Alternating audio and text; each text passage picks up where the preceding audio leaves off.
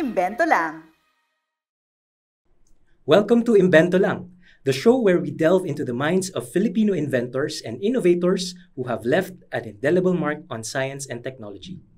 I'm your host, Steve, and today we have the privilege of talking to none other than Mr. Patrick de Guzman. At 23 years old, our featured inventor today is the founder of Saltric. Patrick is a first-year law student with a background in political economy as his bachelor's. Patrick is the inventor of the Marisa turbine, a vertical axis tidal turbine made out of affordable and sustainable components deployed in oceans to harvest energy. He has been featured in news media outlets and is the recent winner of the Entrepreneurs Organization Philippines Global Student Entrepreneur Awards 2024, highlighting one of his exceptional recent achievements. Join us as we uncover the stories of Filipino inventors. This is Imbento Lang. Stay tuned for our conversation with Patrick. Hi, Patrick. Welcome to the show. Hi. Thank you for accepting our invitation despite your busy schedule. I know law school is a very, very demanding degree. First of all, let me ask you the first question. Could you tell me more about yourself, other than what I've introduced you with, and how were you able to come up with the Marisa turbine? Okay, so hello everyone. Hello Steve. I'm Patrick de Guzman. So I'm from Bulacan, and yeah, as you've said earlier, I am a law student and an inventor at the same time. So I am a curious kid.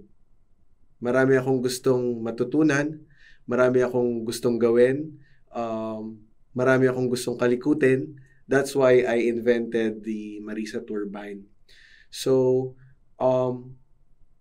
curiosity in inventing the Marisa turbine started within me when I saw an article online based on the DOE, Department of Energy data, saying that 70% of our electricity coming from dirty fossil fuels. So it's coal, natural gas, and diesel. So naisip ko, ano kayang solution natin dito? Pag nag-research ka ng solutions dito, makikita mo solar panels and wind turbines. Yeah. Tapos meron ding alternative na geothermal, nuclear, and hydroelectric dams. So yung solar and wind, hindi siya gumagana 24/7. So walang solar sa gabi, so kailangan mo mag-invest sa expensive batteries. Tapos wind turbines naman, site-specific siya. Konti lang yung areas na super lakas ng hangin and hindi laging consistent na ganun yung lakas ng hangin. And then, mahal yung geothermal, mahal yung nuclear, mahal yung hydroelectric. Kaya, ang naging baseload energy natin, ibig sabihin ng baseload, yun yung pinaka primary source of energy natin na nandyan lagi kasi lagi natin kailangan ng kuryente. So, yun yung dirty fossil fuels kasi mura siya and madali siyang kunin. Right. Yeah. So how does a political economy background links with the technology-heavy na product like the Marisa turbine? So, studying BE Political Economy, natutunan ko yung mga theories, yung mga frameworks ng government natin, how politics works, and sa businesses, economics. So, yun yung dalawang driving force sa world natin. Ano yung dalawang klase ng tao na nagmo-move sa world natin? Una, politicians. Pangalawa, businessmen. And naisip ko, bakit yung renewable energy natin sa Philippines, bakit more on dirty fossil fuels pa rin tayo? Unang-una, yung regulations natin, nagbibigay siya ng incentives. It incentivizes dirty fossil fuels. And pangalawa, kulang tayo sa framework ng renewable energy. So solar, medyo developed na tayo. Right. Wind turbines, yung onshore meron, pero yung offshore wind turbines na tulad sa Europe or sa Taiwan, meron na sila. Sa China, wala pa tayong framework para doon. Although nagsisimula na, pero mabagal talaga kasi syempre, political will. And dyan din pumapasok yung economic aspect. Na saan ba sila mag-i-invest? Karamihan, investments in the Philippines looks kung saan siya magiging profitable kisa sa long-term vision.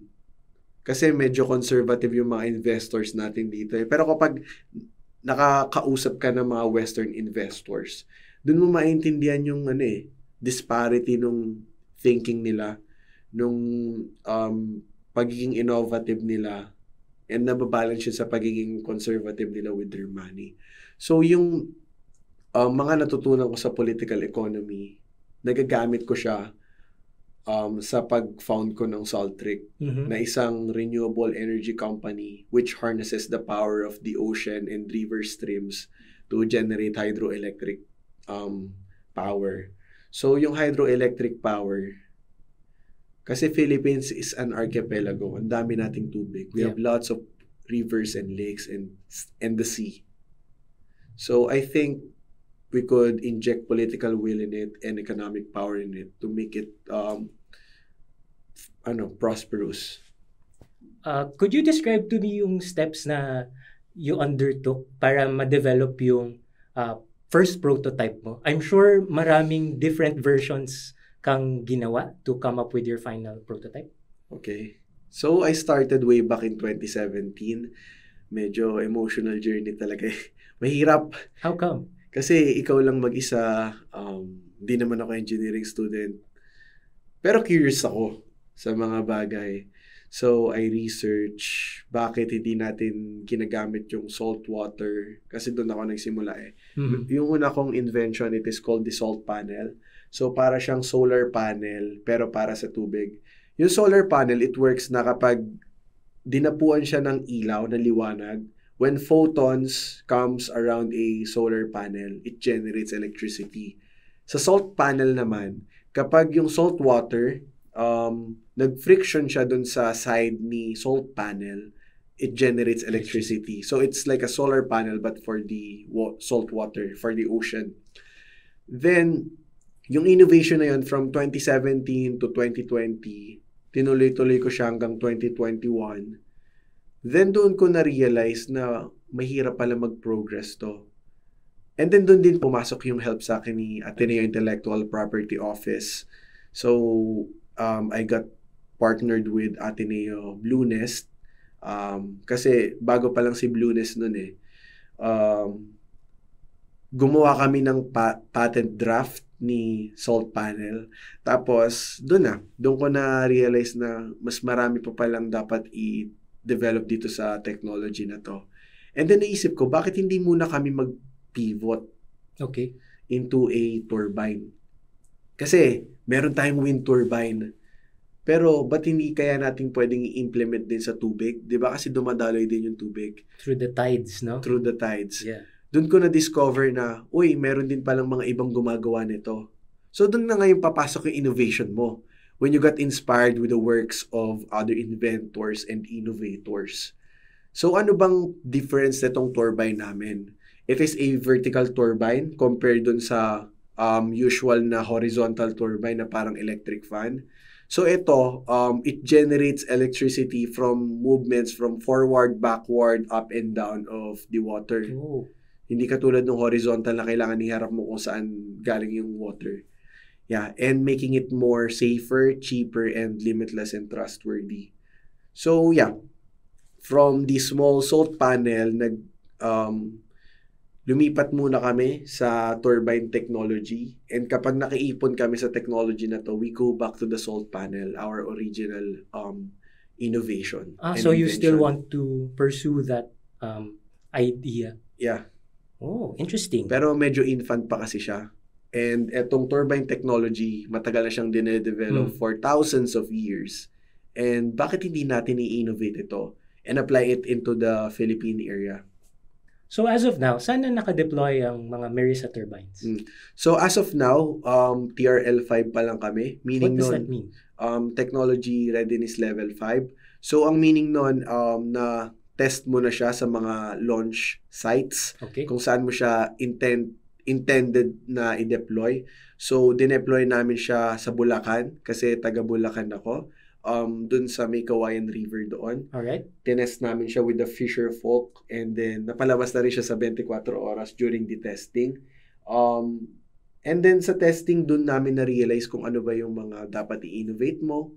Kasi innovation is a continuous process. Hindi yan humihinto. Hindi na isang araw makagawa ka na lang, uy, eto na yung perfect design. Right. Araw-araw mo siyang dinedevelop kasi lagi mo siyang nakikitang may problema.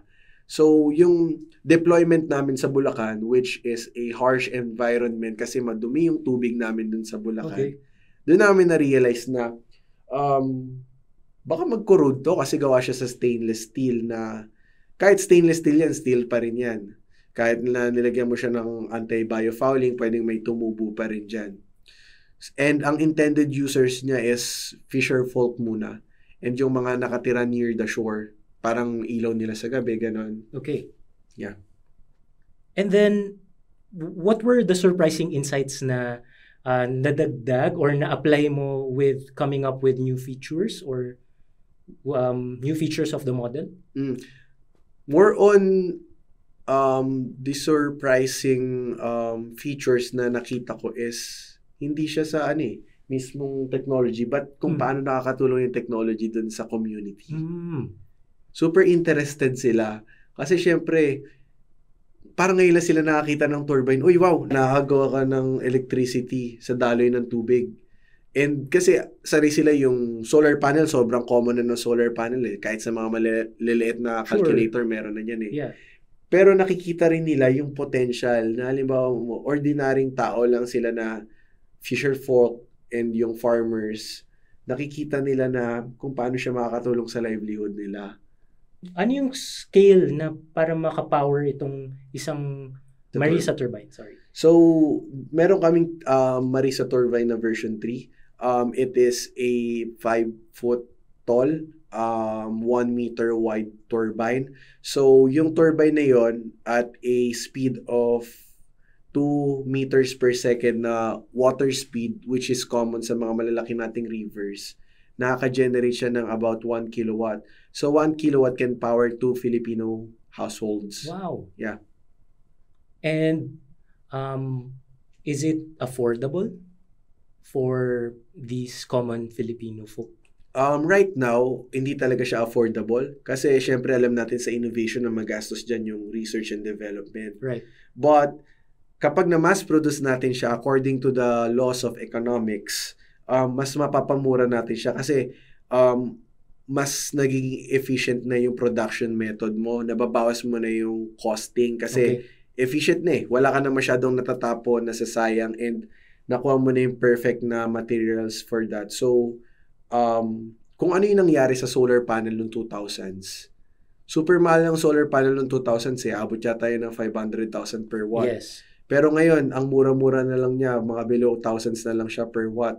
So, I think in 20 years, malay mo maging ganun din yung development ng ocean energy ng tidal turbines. Yun ang trajectory niya. Yeah. That's very interesting. We keep talking about the name of Marisa turbine. Where did that name come from? And anong inspiration behind it? Okay, so let me tell you a personal story. Sa una, hindi supportive yung parents ko sa development nito kasi syempre alam mo naman traditional Filipino parents. Mag-aral ka mabuti. Para magkatrabaho ka or ma-employ ka. Yeah. Mag-focus ka sa schools mo. Kasi nagagalit sa akin yung nanay ko dati. Uy, ba't ka nagpupuyat dyan? Ba't di ka nag-aaral? Okay. Pero hindi naman ako bumabagsak. Parang nakikita niya lang na lumalaki na yung eyebags ko, na nauubos yung oras ko kaysa mag-aral ako. Bakit nagre-research ako about sa turbine na wala namang kinalaman sa inaaral ko? Kasi I'm a humanities student. So, anong kinalaman ng turbine sa humanities? Sure. And then, ayun, nilaban ko lang kasi ito talaga yung bagay na gusto ko Tapos, sadly, last year, 2023, my mom passed away. So, her name was Marisa. Oh. And nakita ko online, coincidentally, ang meaning pala ng Marisa is of the sea in Latin. Oh, wow. So, bakit hindi ko ipangalan kay mama? So, Marisa turbine of the sea, ganon. And parang, parang maging memory ko lagi na nung bago mawala si mommy, sinabi niya sa akin, nasa hospital siya na, proud ako sa iyo anak, may anak akong inventor, na feature sa maraming publications, na like contented daw siya sa mga nakita niya sa akin. Na parang nakaka-proud lang kasi nung una nagagalit siya eh. Ba na ano tong ginagawa ko, puro kalokohan lang daw to. Kasi hindi siya usual sa isang Filipino kid na magtayo ka ng startup mo eh. Pero at the end of her life, parang nirecognize niya. So, kaya I named it after her din, bukod na yung meaning ng name niya. Parang to continue her memory and maging motivation na rin sa akin na ba't ko susukuan itong pangarap ko na to? Sinimulan ko to eh. And nilagyan ko rin ng emotional aspect, ng personal touch ko. Yeah. Is it important for inventors in general to have that parang emotional attachment to a certain product that they're producing? Di ba, when we hear about other inventors, sinasabi nila na wag mong gawing baby ang product mo. Kung may mali, you have to be ready to let it go or something. Is it important, on your end, is it important to have that emotional attachment or not? In my opinion, para sa akin, important talaga na may emotional, emotional investment sa isang bagay. Sabi nga ni Steve Jobs, you don't do it for the money. Nakita mo yung ginawa nilang innovation kay Apple? Di ba wala namang nakaisip dati na yung MacBook, kasi siya yung pinakamanipis na laptop na kasya sa envelope. Yung iPad, 2,000 songs in your pocket. Yung iPhone, kauna-unahang touchscreen na phone. Diba? A camera, an internet communicator, and a messenger in one device, the iPhone. So, important talaga meron kang emotional investment doon sa technology mo. Hindi ako naniniwala na dapat wala kang emotional investment. Kasi kung wala kang emotional investment, ginagawa mo lang siya para sa profit eh. Although we all know that profit is the bloodline of the company, of a business. Pero kailangan, kung gusto mo talagang, sabi nga ni Steve Jobs, you want to make a dent in the universe. Lagyan mo siya ng personal touch. Kasi kung hindi mo talaga mahal yung isang bagay, ginagawa mo lang siya kasi mahal mo yung pera. Okay. Diba? Anong saysay nun? What is the meaning behind it? But if you have emotional investment within it, kahit pagod ka na sa gabi, wala kang may motivation ka to continue kasi you love the thing and hindi mo siya basta susukuan. Kasi marami rin technologies na nagfe-fail eh. Once na kumita na sila, ay okay na ako. Nakuha ko naman na yung gusto ko. Sige, ibenta ko na to sa ibang company. And then yung ibang company naman, pinapatay nila yung innovation na yun. So doon namamatay yung innovation. But if you really love something, we look at the story of Steve Jobs na hanggang at the end of his life, nilaban niya talaga yung vision ng Apple to create the most innovative, user-friendly technologies for the world. So vision is really important for an innovator. Yeah. And parang sticking to that vision is one of the crucial factors para mag-succeed or mag-continue on yung products natin. I like that. Now that you are in your first year law, how does it tie up with innovation? Ang pagiging madunong sa batas, may connection ba talaga siya sa being able to invent things, being creative? Okay, so sa law school, it's an emotional journey for me, character development. And syempre, meron talagang practical involvement ang law sa innovation kasi meron tayong mga batas kung paano gumagana ang society natin. Meron tayong inventors incentives law, meron din tayo sa renewable energy law, meron tayong EPIRA, meron tayong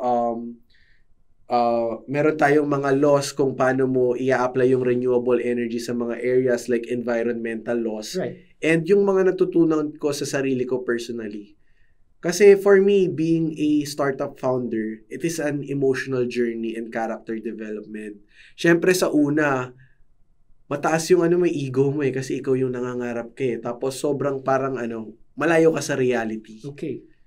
Pero yung law school, it humbles you down. Na kailangan makinig ka rin sa ibang tao. And na-apply ko rin yun dun sa technology ko. Na nakikinig din ako sa experts, which are the engineers. So, character development, bumaba yung ego ko. Kasi importante yun as a leader of a company. Bumaba yung ego mo, makinig ka sa mga tao. Hindi lang ikaw yung marunong dito. And you must accept reality. Ganon din sa law The law is harsh, but it is the law. So, parang the laws of thermodynamics lang din. Gusto natin gumawa ng perpetual energy, pero according to the law of thermodynamics, there is no perpetual energy. Right. So Patrick, you mentioned about collaborating with different disciplines, different expertise, such as engineers. I'm sure there are inherent challenges that come with that. Could you tell us any anecdotes or your experience working with people from other disciplines? Okay, so working with people from other disciplines, dito sa technology ko, mahalaga talaga yung engineers. So sila talaga yung experts and kailangan ipaubaya mo sa kanila kahit na may idea ka na gustong-gusto mo talaga mangyari kasi sila yung experts. So doon pumapasok yung balance ng you being a visionary and sila being the deployers or the experts in that field. Doon din nabubuo yung critical thinking mo and better understanding of yourself. Kasi kapag hindi mo binaba yung ego mo, hindi kayo magkakasundo eh. So yung engineers, solutions-based talaga sila. Right. Pag may pinresent kang problem, eto yung solution dyan. Syempre minsan, parang personally natatapakan din yung ego mo eh. Kasi ikaw nga yung founder, but kasi inuutosan na sabihan ka ganyan. Pero doon din na-develop na may isip mo, it takes a team to make this development. And kapag hindi ka nakinig sa kanila, kahit na medyo contrary doon sa vision mo, correct, hindi rin magka-come into fruition yung vision mo. So, super exciting din talaga na to talk with engineers then. It's very humbling. My dad is an engineer. I have friends who are engineers. So, nakakatuwa rin na parang I think of it as a validation na lang. Na hindi ako engineer, but I am curious and I'm collaborating with engineers. So, the fact na nakiki-collaborate sila sa akin, it is a validation na naniniwala silang may patutungan itong vision ni Saltric. Yeah.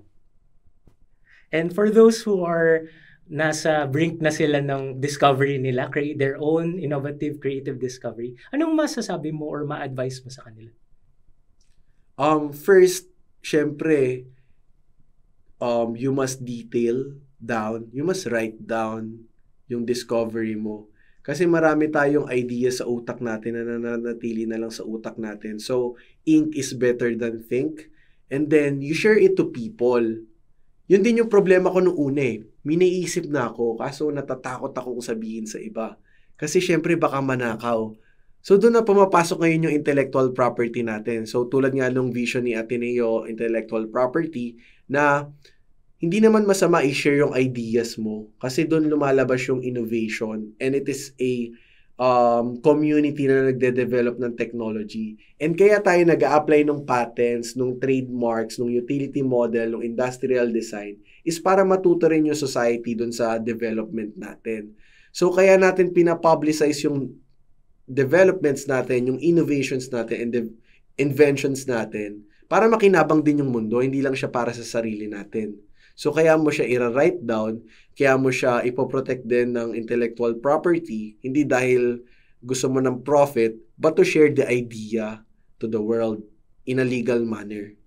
Thanks for sharing that. Are there any upcoming projects or developments that you have? Or what's next for Patrick? For me, continue studying law school. But in Saltric, gagawa kami ng version 4. So ngayon, may team na talaga kami na legit. Because last time it was just you? Yeah, it was just me and part-time lang. Okay. Tapos, super big din na nangyari this year. Parang na-manifest na this year. We grow talaga. We manifest growth this year. So, dinala ko yung technology sa Singapore. Tas nakarating na rin siya ng Africa, sa Cape Town. Yeah. Super surreal lang talaga. So, syempre, feel ko mas marami pa talagang mangyayari. More than surreal things. So, what's next is magkakaroon kami ng mga partnerships with companies and electric cooperatives throughout the Philippine region. And then... This is to deploy the Marisa turbine. The Marisa turbine.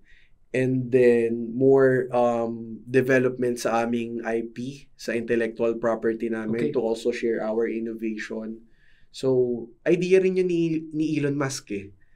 ginawa niyang free yung patents ni Tesla para raw makinabang din yung maraming tao for development. So it's not just a business strategy but it is a strategy para, alam mo, mas maraming mag-focus sa renewable energies ngayon. Mhm. Yeah. Kasi it's an open knowledge. Yeah. Very relevant. And any final thoughts for our listeners today? Sa listeners natin, to our dear listeners, mga inventors, students, everyone, I think in all the things that you should do, you must be passionate about it. You must be emotionally invested in it. Kasi kung hindi ka emotionally invested in it, madaling sumuko eh. Ang daming dahilan para sumuko. Pero kung mahal mo talaga yung isang bagay, parang tao lang yan. Kung mahal mo talaga isang tao, kahit maraming dahilan para iwanan mo, hindi ka susuko. So, if you really love something, if you really are passionate about something, you won't quit developing it. Kung hindi ko talaga mahal to, sobrang hirap i-develop nitong turbine na to, matagal ko nang sinukuan to. And you must be authentic with yourself.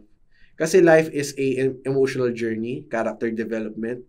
So you must be authentic. Kasi kapag you live sa fake dream, na hindi mo talaga pangarap, halimbawa, pangarap lang ng iba para sa'yo, hindi ka makakuha ng excitement and contentment doon sa bagay na yon. And lastly, yung bagay na authentic ka and passionate ka, you must do it tremendously. Huwag mo siyang gawin din para sa sarili mo. You do it for the society. So you must be passionate and authentic to do tremendous things for our society. Yeah. Thank you, Patrick. That was Patrick de Guzman, proving that you don't have to have engineering background or a technology background to produce very impactful and valuable innovations. Thank you for being with us today. Thank you so much. I enjoyed it.